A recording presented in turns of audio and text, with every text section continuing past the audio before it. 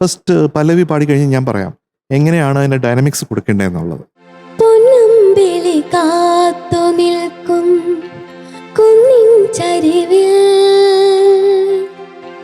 കാതിൽ കുളിർ പെയ്തതാരോ.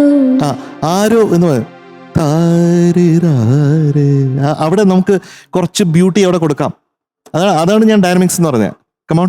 കാതിൽ കുളിർ പെയ്തതാരോ താരോ കാണാക്കൊയിലോ അടുത്ത് പാടുന്നിൻ.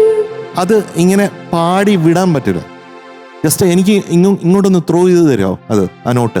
പാടുന്നിൻ ആ കിനാവിൻ ആ കിളിപ്പൈതൽ പ്രിയമാനസ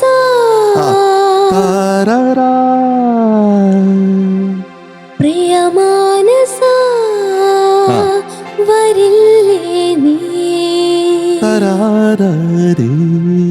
അപ്പൊ ഓരോ സ്ഥലത്ത് നമ്മൾ എത്ര ആക്സെന്റ് കൊടുക്കും.